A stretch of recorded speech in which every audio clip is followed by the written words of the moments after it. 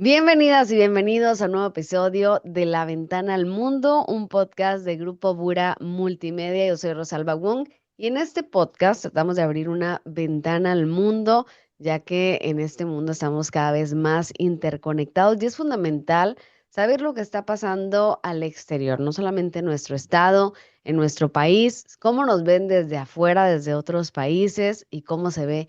Cómo vemos nosotros desde México también lo que está pasando en el resto de los países. Aquí tenemos entrevistas con algunos expertos en periodismo internacional, en geopolítica, líderes en diversos temas especializados y hacemos la comparativa de cómo está esa situación en México con el mundo. Y en esta ocasión tengo el gusto de recibir a dos colegas, compañeros, amigos que bueno, que tuvimos la oportunidad hace más de 2 años de estar en un programa que se llama IVLP, que es el programa de visitantes internacionales que organiza la Embajada de los Estados Unidos. Nos llevaron a representantes de distintos países a un programa en diferentes países de Estados Unidos por más de 3 semanas, donde estuvimos recorriendo diferentes estados, conociendo organizaciones, asociaciones, líderes de diferentes pues dependencias de Estados Unidos, conociendo un poco de cómo se hacen las cosas del periodismo en Estados Unidos, pero mucho de cómo nos conocimos nosotros y nuestras culturas y nuestros formatos. Y yo quisiera que me compartieran pues cómo lo han vivido en estos 2 años, el regreso a sus labores después de qué fue para ustedes. Y les doy la bienvenida a mi compañero, primeramente acá en México, Víctor Hugo Magaña de Guadalajara, Jalisco, que fue uno de los tres que estuvimos por allá representando a México. Víctor Hugo Magaña es director de Radio Universidad en Guadalajara. Víctor, un gusto tenerte con nosotros. Buenos días. Buenos días, Rosalba. Un gusto también para mí estar contigo, con tu auditorio y además con Ángel, gran periodista venezolano. Sí, porque estamos grabando este podcast por la mañana, por eso nos saludamos con el buenos días, pero buenas tardes o buenas noches si ustedes nos acompañan a otra hora del día. También está con nosotros, como ya decía Víctor, Ángel Escalante, periodista de La Nación en Táchira, Venezuela, pero que ahora también está en Colombia, que es algo pues novedoso también que ha sucedido en estos 2 años. Hola Ángel, gracias por estar aquí. Hola Rosalba, hola Víctor, qué gusto saludarlos nuevamente después de 2 años. ¿Ya? Después de 2 años, Ángel, me gustaría iniciar contigo, que tú estás ahorita al exterior, para que nos cuentes cómo fue tu regreso a Venezuela, qué es lo que ha trascendido en tu país en este tiempo y cómo te impactó el haber estado en este programa de la Embajada de Estados Unidos, tanto en tu vida periodística como personal, en tu enfoque. Cuéntanos. Pues mira, para mí fue una experiencia en lo personal para toda la vida. De hecho, porque el hecho de haber salido y de regresar nuevamente junto con mi equipo y poder brindarle todas esas herramientas, innovar sobre todo en la forma como comunicábamos en un medio tradicional como es un periódico de más de 55 años y llegar con la idea de hacer muchas cosas, de generar podcasts y poder involucrarlos, cómo llevar la noticia desde el papel hacia productos sonoros, fue quizás una de las grandes experiencias que me dejó este proyecto, esta visita que hicimos el IVLP. Y de hecho que seguimos conectados, ¿no? Porque pues luego de ello seguimos generando algunas propuestas de proyectos, todos alrededor de un gran proyecto que fue el que de alguna forma me llevó a viajar y sin duda es esa red nacional de emisoras de más de 50 radios, que es el Enlace Radial Informativo de Venezuela. El hecho de haber ido a adquirir esas herramientas fortaleció ese gran equipo de, me atrevo a decir, de más de 100 personas con las que se trabaja genuinamente alrededor del país y en la que pues aún siguen involucrados a pesar de las circunstancias, porque el año pasado fue un año muy complicado, las radios se siguen cerrando, eh, ha sido muy dura la censura, es una censura silenciosa, una censura fría, que poco a poco va apagando los transmisores de las distintas radios. Y yo hablaba cuando incluso fui al viaje que estábamos a punto de llegar a 100 emisoras y luego de regresar al año siguiente ya estábamos por acercarnos a las 50 emisoras. Quiere decir que la mitad de esas 100 radios, que de esas casi 100 radios que formaban parte del enlace radial, fueron sacadas del espectro radiofónico. O sea, literal sacadas del aire. Ni siquiera me dices que pues voces silenciadas, cambios, formas de comunicar, sino se apagaron, se cerraron por completo. Totalmente, y en muchas oportunidades, muchachos, ni siquiera sin dar ninguna explicación, sin dar ningún argumento, simplemente porque se valen de una concesión que te dan a ti por cierto tiempo, 5 o 10 años, dependiendo de tu papeleo, de cómo estés en regla tú con la Comisión Nacional de Telecomunicaciones. Em, pues en definitiva eso genera un gran temor, no solo para las radios, por supuesto para ellas y para nosotros como esos creadores de contenido informativo, porque pensábamos que podría ser culpa nuestra el hecho de que fuéramos estos periodistas que estábamos generando ese contenido informativo y que estaba siendo transmitido a través de sus ondas hercianas. Y eso de verdad que Ángel, fue un choque muy fuerte. ¿y en las televisoras fue similar? ¿También pasó algo así? Pues mira, las televisoras fueron declinando un poco quizás, pero también por la falta de recursos, más que por el cierre, pero sin duda a nivel nacional, sí hubo radio, sí hubo emisoras, perdón, sí hubo canales de televisión que también están apegadas a esta concesión que te comento, que pues cuando no se actualizan o cuando no se permite continuar, simplemente dejan de funcionar. Pero sí pasó, en radios regionales ocurrió. Víctor, ¿cómo encontraste tú México al volver? ¿Con qué ojos volviste de la IBLP? Mira, creo que la diferencia que tenemos entre Ángel, Rosalba, tú y yo, es que estamos muy pegados, ¿no? A Estados Unidos. Sí. Entonces me llamaba mucho la atención lo que estaba mencionando Ángel, porque hace 2 años lo platicábamos allá los tres, ¿no? En alguna ocasión con otros compañeros periodistas y lo seguimos viviendo 2 años después, que es el tema de la censura. Más allá como del tema de censura como tal, abierta, directa y violenta, como lo hemos vivido también en toda Latinoamérica. Y es algo que yo venía platicando y que tengo ya un par de años como analizando y estudiando, es el tema de cómo ahora los gobiernos están buscando eliminar al intermediario, ¿no? De información, que en este caso somos los periodistas y los medios de comunicación. Con este discurso que viene desde Brasil hasta Estados Unidos con Trump, ¿no? Donde los medios de comunicación mienten. Y entonces este asunto de deslegitimar, me creo Sí. yo, el tema de la credibilidad, el tema de poner en duda, ¿no? Lo que estamos haciendo los periodistas a lo largo de toda Latinoamérica, pues abre un gran abanico de posibilidades, uno para empresas privadas, dos para medios aliados y tres para el mismo gobierno, ¿no? De dar la información sin absolutamente ningún cuestionamiento y sin ningún filtro, ¿no? Finalmente el trabajo del periodista es cuestionar lo que está haciendo el gobierno. Al quitar tú al intermediario de informativo, que en este caso somos los periodistas, pues el gobierno anuncia, presume y dice todo lo que quiera. La diferencia que yo vi y que me llamó muchísimo la atención en los medios de Estados Unidos y los medios mexicanos es que allá su mayor preocupación es el tema de una demanda, ¿no? Demanda por difamación. Me Ujú. parece que ese era el mayor conflicto que tenían los periodistas en Estados Unidos, también por la forma en la que se ejerce el periodismo, por cómo está el tema de la libertad de expresión muy defendido en los primeros 7 artículos de la Constitución de los Estados Unidos. Entonces era algo que para mí no conectaba mucho con la realidad que nosotros vivimos acá en México, ¿no? En Jalisco, ahí en donde tú estás, Ujú. en todos lados. Porque decíamos, a ver, pues la mayor preocupación de ellos es que te pongan una demanda que además pues, se van a encargar los abogados de la empresa, ¿no? Y acá nosotros, pues, un asunto de difamación. Hasta este último año, que este gobierno también se ha dedicado a hacer demandas, ¿no? Por difamación y a obligarnos a pedir disculpas, ofrecer disculpas públicas y tal, Ujú.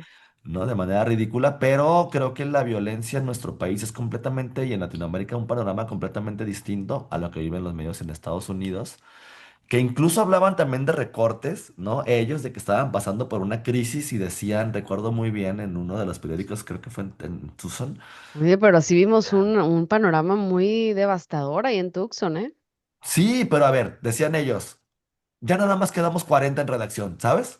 Ajá. De este Sí, recorte. Entonces dices, "Guau, sí, sí. 40 son un montón, ¿no? Ya quisiera yo tener la tercera parte de la gente que tú tienes en este momento. O sea, hay medios de comunicación en México que están operando con 3, 4 personas, ¿no? O sea, Sí. 3, 4 reporteros me refiero. Sí, y Entonces, medios que en algún momento fueron 100 y ahorita son 30, son 10, ¿no? Entonces, exacto. y se sigue haciendo prácticamente lo mismo, ¿no? Ujú. Entonces, sí, también nos decías ahorita, Ángel, que tú te mudaste prácticamente a Colombia, ¿eso fue por algún tema también pues de la economía o fue por lo mismo del cierre de las radios? Pues fíjense, el año pasado, que fue un año crucial, decisivo para todo el país, que fueron las elecciones presidenciales, pues donde ustedes ya saben lo que pasó, fue una situación muy difícil donde hacer periodismo se convirtió en un peligro, se volvió muy peligroso. De hecho, todo aquel que se encargaba de generar algún contenido temía por su vida. Yo de Sí, verdad estaba angustiado.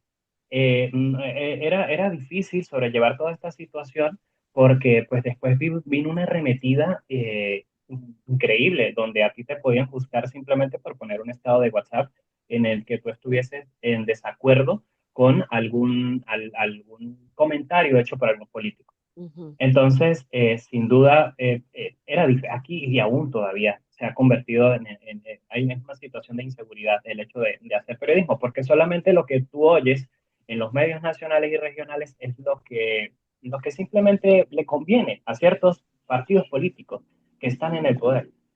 La verdad se disfraza hoy más que nunca, incluso para los mismos políticos es peligroso hacer política y para los periodistas también.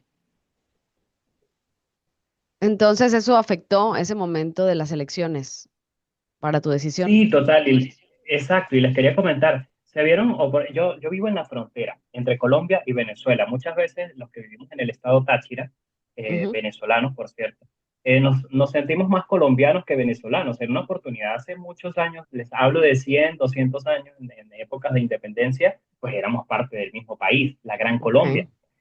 Y esto aún se genera, es esa cultura que compartimos entre colombianos y venezolanos, lo que pues tampoco me hizo muy difícil pensar en la oportunidad de emigrar y buscar nuevas oportunidades. Y así fue que finalmente pues me radiqué en Bogotá y trabajé como productor de televisión, cosa que no había hecho nunca, porque pues mi formación fue básicamente en radio y en periodismo impreso, también en plataformas digitales, pero fue un mundo totalmente distinto. Bueno, Rosalba, tú que trabajas en televisión, no sé qué tanto ha hecho Víctor en televisión, pero es un medio muy exigente, te pide, es muy demandante, tú tienes que estar Sí. casi que desde las 5 de la mañana generando contenido e información, entonces era una rutina bastante difícil.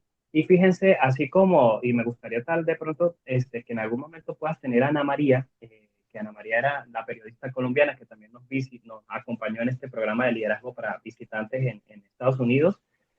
La misma situación que se repite, que veíamos en Estados Unidos en algunos medios, de algún recorte de personal, algún recorte de proyectos, que también ustedes dicen que probablemente que ocurre también en México, también está ocurriendo en Colombia.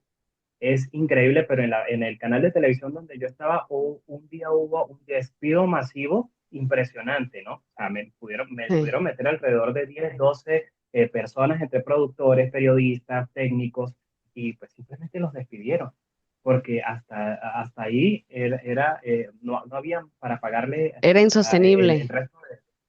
Sí, total. Y eso está pasando también en otros medios de comunicación, grandes medios de comunicación Sí, internacionales. pareciera algo generalizado, ¿no? Ya a nivel Latinoamérica y pues también en Estados Unidos nos contaban, obviamente, en otra dimensión, como ya lo decía Víctor. Chicos, es un podcast corto, ojalá volvamos a platicar y que se unan otros compañeros para seguir la conversación de lo que pasa en nuestros países.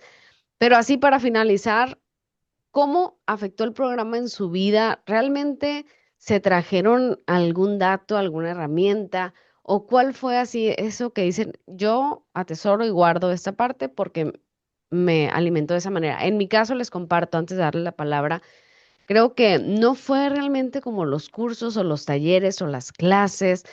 Sí me traje algunos tips buenos, pero no creo que eso me cambió la vida.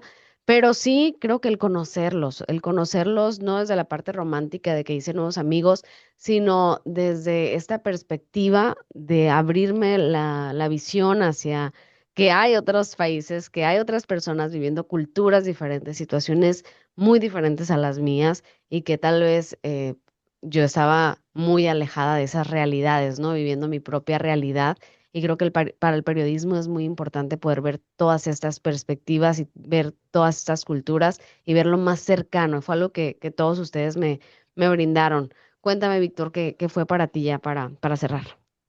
Para mí fue justo encontrar nuevas ideas en lenguajes y formatos de cómo contar historias. Me parece que Latinoamérica tiene una producción muy variada, hablo también en términos radiofónicos.